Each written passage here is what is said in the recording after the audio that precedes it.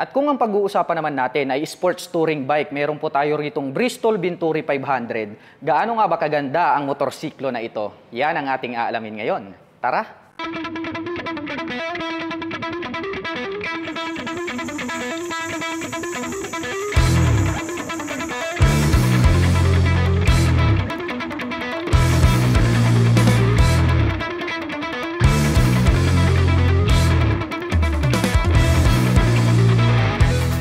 Nasa harapan po natin ngayon ang Bristol Venturi 500. Para naman po dun sa mga kababayan natin na naghahanap ng adventure touring bike na motorcycle, saktong-sakto ito para sa inyo. Mapunta na po agad tayo rito sa kanyang napakagandang daytime running light. Dahil kung inyong mapapansin, no, sharp yung edges and then yung kanyang shape is circle. Kaya talagang very attractive yan.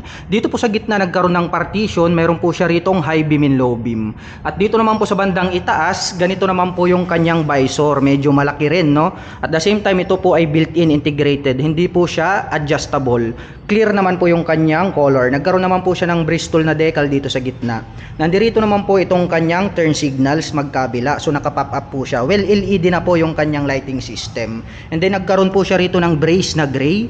And then ito pong banda rito sa harapan, no? Napakahaba. Akala mo front fender. Pero hindi po. Ito po yung kanyang front face cover. Nagkaroon ng two-tone color combination, matte black and then metallic blue. Nagkaroon naman po siya rito ng minimalist decal na white and then red. Well, dumako naman tayo rito po sa kanyang dual rotor disc brake. Kaya no, naka-disc brake po rito sa kanan hanggang rito sa kaliwa. And then flower design po yan, very attractive talaga. Along with two-pot caliper na Nissin. Ganon din po sa kabila, matte black din po siya. And then ang kagandahan po nito is equipped na po pala ito ng ABS. Well, ito pong ating Venturi 500 ay meron na po siyang anti-lock braking system. Dito po sa harapan hanggang doon sa likuran. So naka dual channel ABS na po siya.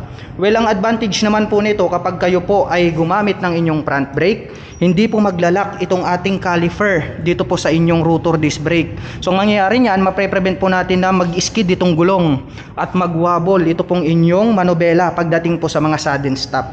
Kaya napakaganda ng ABS dahil nakakapagbigay po yan ng smooth na braking power. Well, ito naman pong kanyang front fender dito is matte black naman po. Yung design niya is sakto lang, no, simpleng-simple. Nagkaroon naman siya rito sa bandang dulo ng added reflector lights. At mapunta naman tayo rito sa kanyang rim set. Ayun, no. Very attractive talaga siya mga ka-LM dahil nga po gold yung kanyang color, and then itong kanyang mga spokes ay stainless. Yung kanyang haba yan, no, napakakakapal. Matte black naman po yung kanyang kulay. At pagdating naman po sa mga sukat ng gulong, dito po sa bandang harapan silipin natin dahil talagang napakalaki nitong kanyang gulong.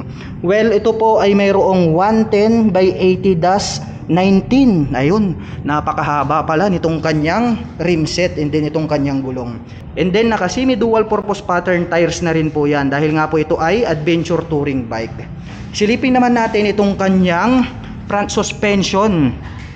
Well, equipped po pala ito mga ka-LM ng KYB na inverted telescopic fork. Kaya no, matte black naman yung color. Asahan natin na nakakapagbigay po yan ng more reliable na bouncing performance dahil nga po ito ay inverted telescopic fork.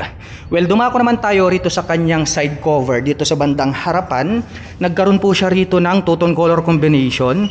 Dito sa bandang itaas, nagkaroon po siya rito ng black color, white, and then may silver po rito sa bandang ibaba. At nagkaroon po siya rito ng Bristol motorcycle na logo, which is chrome color naman along with black background. At ang kagandahan niyan, mayroon na rin po siya ritong protection guard, no? Stock from casa, built-in na po yan, hindi nyo na kailangang mag-aftermarket.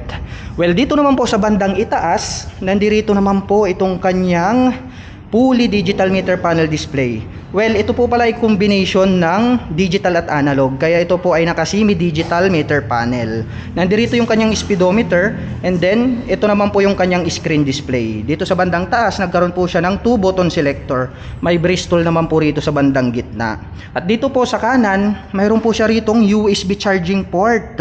At dito naman po sa kaliwa, mayroon po siya ritong USB socket. Well, ang kagandahan naman yan pagdating po sa mga malalayong mga biyahe, mayroon po kayong action camera or mobile phones malolobat na, pwede nyo po silang i-recharge.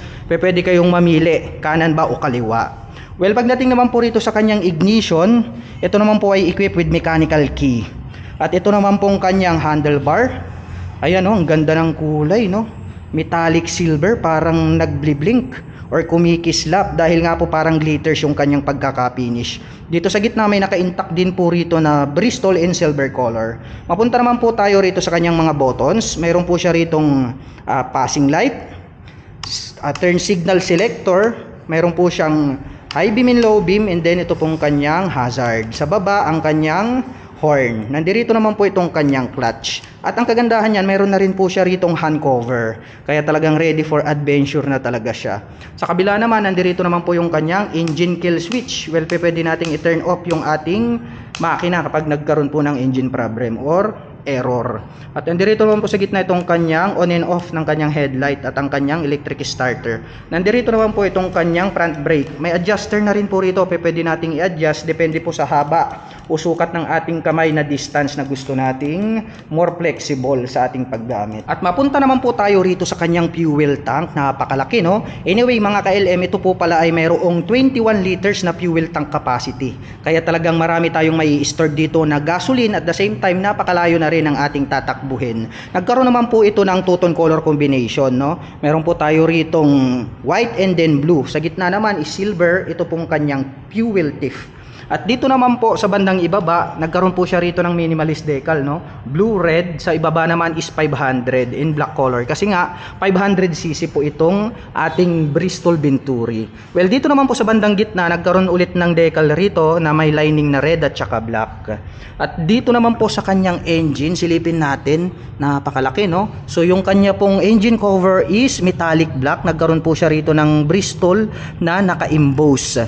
And then ito pong kanyang chain cover dito po sa likod, mahaba rin, no? Matte black yung color. Ganon din po yung color nitong kanyang sprocket cover. Well, nandirito naman po itong kanyang shifter. Anyway, mga ka-LM, ito po pala ay equipped with 6-speed manual transmission. At ang kagandahan niyan, mayroon na rin po siyang assist in sleeper clutch. Well, pagdating naman po sa downshifting, airportless na rin, no? Kasi nga, smooth pa rin yung takbo niya kahit na nagbabawas ka ng cambio. Well, balik tayo rito sa gitna. Nandirito naman po itong kanyang footstep para naman po sa ating rider. So, nagkaroon po siya rito ng rubber cover. And then ang ganda rin itong kanyang plastic cover dito sa bandang itaas hanggang rito sa kanyang side cover. Matte black yung kanyang color. At nandirito naman po itong kanyang pillion step para sa ating back rider. Rubber cover po yung ginamit nila rito. And then durable na cast iron na silver color.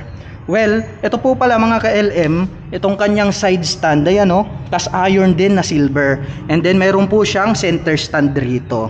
Well, ito naman pong kanyang swing arm. Ayun, no, napakakapal, grabe, solid na solid to, ha. Cast iron na matte black yung kanilang ginamit rito. Well, pagdating naman po sa combination ng sprocket niya, yan, may mga butas rito. Ang ganda rin ng kanyang kinabit dito, no, very attractive po siya. Well, dumako naman tayo rito sa bandang itaas. Nagkaroon po siya ng susian rito na kung saan ay pwede nating buksan itong top. Siguro pwedeng paglagyan ng mga papers.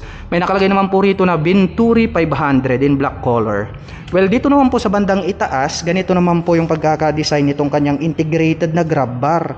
Napakaganda rin, no, metallic silver. Itang kagandahan niyan, straight out from casa, pwede na po tayo agad maglagay rito ng top box. Well, dito naman po sa kanyang tail light, sharp din yung pagkaka-design. Ang kagandahan niyan, nagkaroon po siya ng daytime running light, oh. Tapos nakikita natin nasa gitna naman po itong kanyang main light. At ito naman pong kanyang turn signals, naka-pop up pa rin. So LED naman po yung kanyang ginagamit dyan. At itong part na to na naka-emboss, pag ating sinilip, meron na rin po siyang LED na plate light.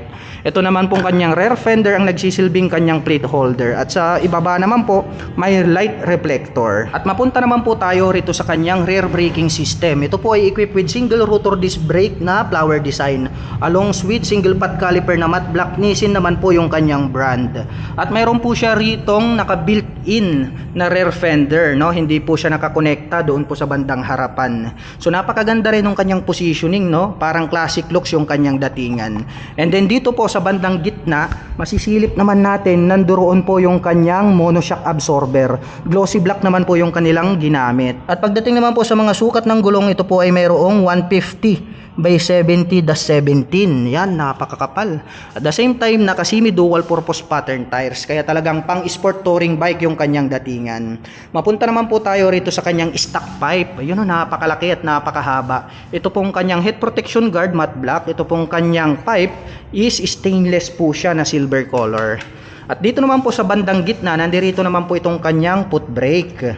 At ito pong kanyang engine design rito, napakaganda talaga, no? Parang robot. May Bristol naman po rito na naka-emboss in chrome color. At mayroon na din po pala siya ritong protection cover. Ayan, no? So metal na po to.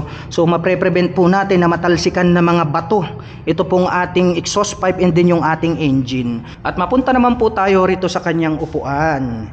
Yun, no? Nagkaroon po siya rito ng partition. Well, dito naman po yung ating rider at ang ating back rider. Well, nakaumbok tong part na to, no? Napakaganda rin. Yung kanya pong stitches, premium, and then yung kanyang tahe, durable. Well, nagkaroon lang naman po ito ng single color. So, matte black naman po yung kanyang kulay. At ang atin pong Bristol Venturi 500 ay meron pong 820mm na seat height. Ngayon naman ay susubukan nating sakyan para malaman natin kung gaano ito kataas. By the way, my height is just around 5'6". Kitang-kita nyo naman mga ka-LM. Tiptoe tayo rito, konting-konti lang naman. Kaya masasabi ko na highly recommend to para sa mga 5'6" in height. Dahil talagang very comfortable. At pagdating naman po sa kanyang engine specifications, ang atin pong Bristol Venturi ay mayroon pong 471 cubic centimeter engine displacement. Naka-dual overhead cam parallel twin cylinder. Naka 4-stroke with 8 valve. At nakakapag-provide naman po ito ng maximum power na 35 kW at 8,500 RPM. Habang nakakapagbigay naman po ito ng maximum torque na 43 Nm at 6,500 RPM. At may bigat naman po itong 178 kg, kaya talagang napakagaang. At ang presyo po ng ating Bristol Venturi 500 ay nagkakahalaga po ng 368,000 pesos. At kung balak mo naman pong kumuha ng hulugan ay kailangan mo lang pong mag-down payment ng 73,600 pesos. At pagdating naman po sa kanyang monthly installment, ito po ay mayroong 13,330 pesos sa loob ng 3 taon. At para naman po sa mga kababayan natin na nakapanood ng video na ito at interesadong maglabas nitong kanilang Bristol Venturi 500, ay maaari nyo po silang puntahan at bisitahin rito po sa Bristol, Dagupan City, Pangasinan. At para naman po sa mga kababayan natin na nais magpunta rito, ang kanila pong operation time is starting 8 AM until 5 PM from Monday to Saturday.